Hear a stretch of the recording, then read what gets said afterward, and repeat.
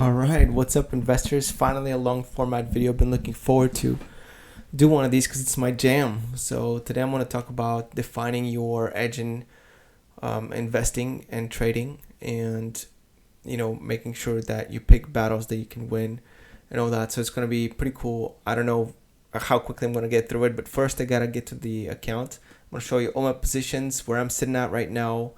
Talk a little bit about the markets, and then I'll move into that. Edge discussions which I had a conversation with somebody recently, and I was able to articulate it pretty well in person, but for some reason on camera it's a little difficult when you don't have the feedback of a person. So I'm sitting at around 199,000 right now. I was over 200,000 during the day, about $625, but the market decided to dump a little bit. I'm not too worried though, because tomorrow PayPal, my boys at PayPal, decided to have a really nice earnings call, and I have 7 strategy running on PayPal to try to capture some of that move, and I wanted to be really safe on it. And before I go into the positions, I'll just share this with you because it's kind of like in the front of my mind. I'm really looking forward for the rest of the week to collect some cash here, but I have about $600 expiring worthless soon. Worth of liability expiring worthless soon, which means I'm getting $600, hopefully, if the price stays around the current level.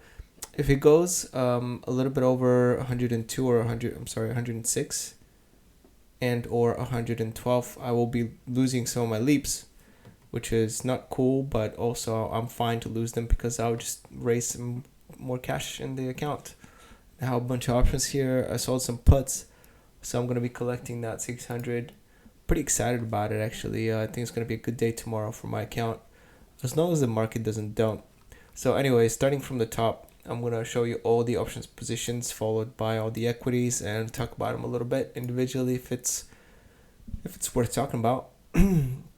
So I sold just 2 calls against the Apple position because it's getting a little bit heated.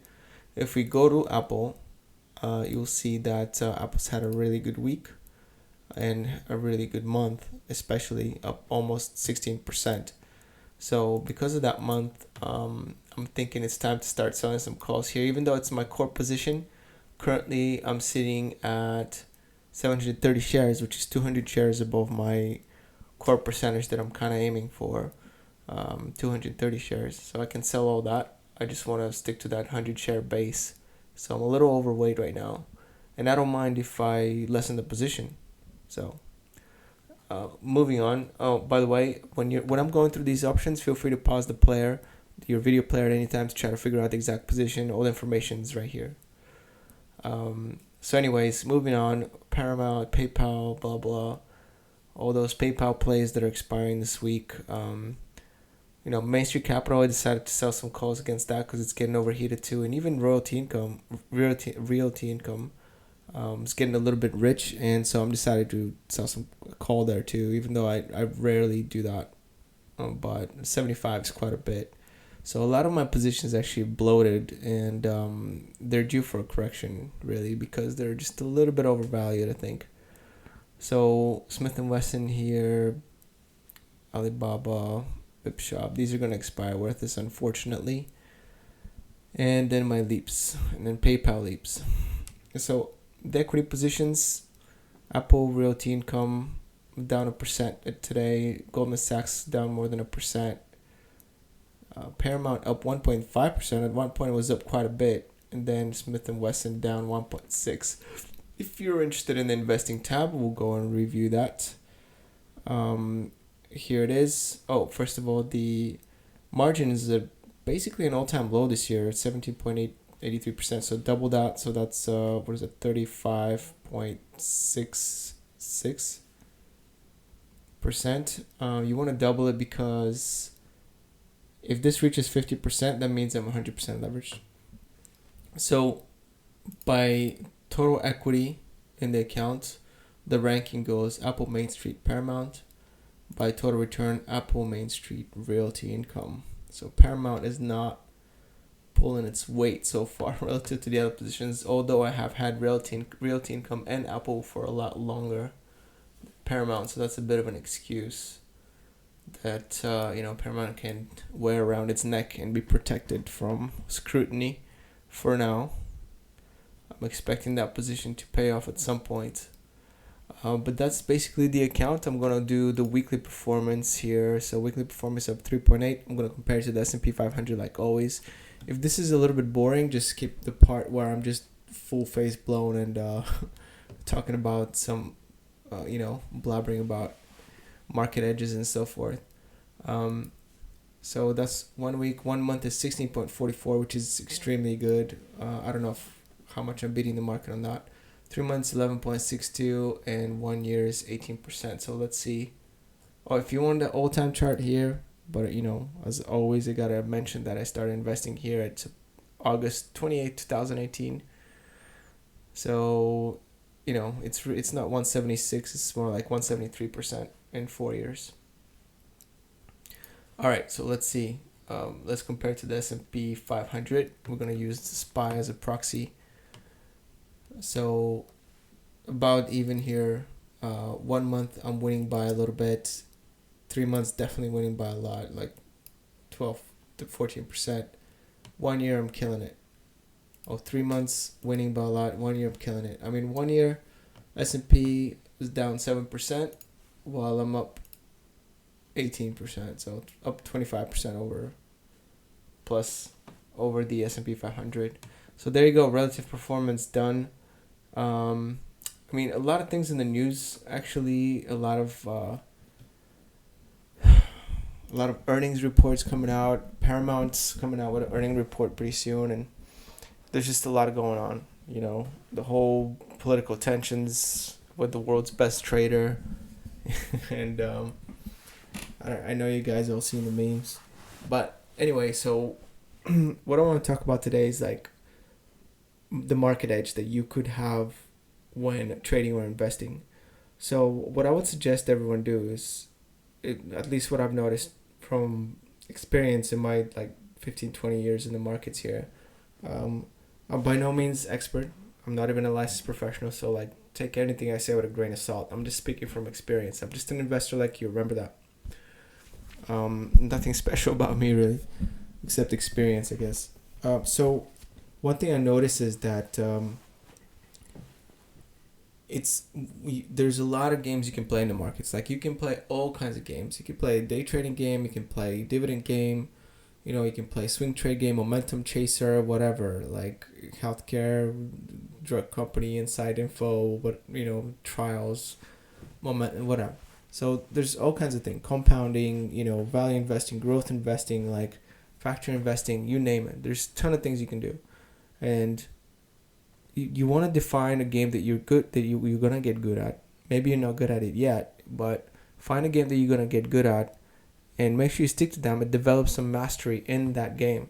And the more specific you are, the less people you're competing against. Sorry, Freudian slip. In that game. The example I used when I talked with my friend here is, he mentioned Forex. So I'm like, okay, yeah, but if you want to get good at Forex, there's so many, first of all, good traders in all kinds of niches, right? So if you make your niche very, very small and well defined, then there's only a few people that perhaps you're competing against in that niche, and it's much easier to win. For example, here's how specific you're gonna be. When you're trading Forex, or let's just stick to Forex for right now. Try to pick a currency pair that not a lot of people trade, for one. So example I used was New Zealand dollar to, let's say, South African rand, but you can do anything, you can do other currencies, the Canadian dollar to the Aussie dollar or whatever. And so you take that, and that's part of your niche, right? But you can narrow it down. You can say, okay, I'm trading New Zealand dollar to Canadian dollar, but I'm only going to do it at, 3 to 4 p.m., Canadian time or New Zealand time. And that's it. And I'm going to stick there. I'm going to learn all the patterns and the behaviors, and I'm going to get really familiar with that time window. and then I'm going to be one of the only experts in that time window of this particular pair of currencies. You see what I mean? See what I'm getting at here? So you can be even more specific than that, right? You can be you can make it even a smaller game. You can say, okay, I'm only gonna do 1 or 2 types of trades in that window, right? I'm gonna use a specific amount of leverage in that window. I'm gonna be looking for setups that are just 2 or 3 setups that I have well defined, and if I don't see them, I'm not gonna touch them. And I can test and really study the market and figure out what kind of influences, what kind of results I can expect from my particular trading strategy or whatever. How often am I going to evolve my trading strategy? You can test how quickly the market changes on you, and so you may have to adapt with that, right? But you can be even more like extremely specific. So you can be, I'm just thinking off the top of my head here, but you can say, okay, I'm only going to trade currency, New Zealand and Canadian dollar between 4 and 5 p.m. and only after the commodity index has moved by at least 3%. So you have, a specific volatility that you're expecting the market before you can activate. Yeah, like, sure, you're not going to get many trades, but you're making yourself so specific that you are becoming the expert in a volatile environment in this currency trade. So you're going to start, perhaps you're the only trader that looks at the commodity index before they trade the currency pair. Maybe you look at something else. Maybe you only trade after the earnings of big resource producers, 24 hours after they announce the earnings. Because there's a lot of resource producers in Canada and Australia. So you get so familiar with the ping pong back and forth and what these resource producers announce that becomes your niche. Like, you're just their earnings results guy between New Zealand and Canada. Like, how many people do you know that specialize and spend a year or 2 or 3 studying this particular phenomenon in the markets, right? Like, that's really unique.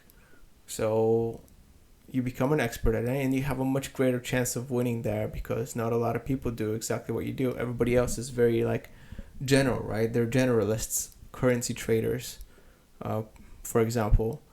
And you know how generalists do when they go into a market niche that they don't know very well. Like, for example, when I used to trade resource stocks, miners, like resource miners and stuff like that, like gold miners and things, silver miners, etc., copper miners. There would be this thing in this niche world where they know when the generalists come in, which people that don't know much about the industry, they come in and try to swoop in the easy profits, and the PEs become attractive or whatever. The earnings become so attractive that it attracts generalist investors that don't know much about the industry. So they pile in at all the wrong times, and the industry specific guys, who that's their niche, is the whole commodity sector or resource sector, whatever. They know that they're about to, they sell their shares to them because they know that things are about to turn because of over investment in the industry or for whatever reason, right? The supply glut that's coming soon, or whatever else affects the industry specific performance. And so these generalists end up holding the bags for a long time, end up selling out and causing even a bigger sell-off in the resource sectors. And those are just some of the phenomena that happen. But my only point here is that generalists in general they're not, by definition, they're not very specific to a market. So you can eat these people up. I mean, if you develop a very, very well-defined niche, then you can eat people up that come into your world, right? Like, let's say you're really good at a sport or some kind of a game like chess or whatever, and you got some 170 IQ physicists coming to play chess with you, some rocket scientists. They may be super smart in general, but they're not going to beat you in chess because you've been playing chess since you were 3 years old and you have 35 years of experience in memorizing every single move that everybody can do, right? And so then you win. It doesn't matter how smart they are. You don't care that they went to Harvard and got like 700 degrees. It doesn't matter. You're going to win anyway, right? So you don't have to be smart. You don't have to be like, more intelligent or whatever. You just have to know your game better than them. And it can be intimidating that, if you just step back and look at how many smart people are involved in the markets that you're competing against every day, your mind's gonna blow because there's so many. Like I don't know how smart and intelligent you are, but the thing is, like, even if you're if you're smarter and more intelligent, that's just gonna give you a bigger head anyway, and you're probably gonna overestimate your abilities in the market and lose to a guy that's really good at chess in the analogy. So it's even more dangerous if you're smart. Like, I think that if you're kind of average or mediocre, or maybe a little bit above average, but you're humble and you understand where you are and you can use that to your strength, you probably have a better chance of winning in the markets than the hyper intelligent guys. Because chances are, they're going to overestimate their ability at one point or another. They're not going to have learned their lesson. I don't know what's dangerous. Perhaps an average guy thinking they're extremely intelligent is probably more dangerous than an extremely intelligent guy thinking they're extremely intelligent. But anyways, I think you got my point. Well-defined niche, and master that niche better than anybody else who might be coming through your domain for maximum success. That's my advice today. That was on my mind, so I thought I'd share it with y'all. Hopefully I get to make another video tomorrow, but for now I'm gonna cut it right here. I've been making a ton of shorts. I don't know, they're kind of silly, but one or two of them got like 1,000 views or something, so that was kind of cool. I feel like an idiot when I'm making them, for sure. So maybe I'll stop making them. But it's kind of fun. I don't know, whatever. Anyways, hopefully make another video tomorrow. Hopefully it's a green day, a big day. And I think that's it for now. Peace out.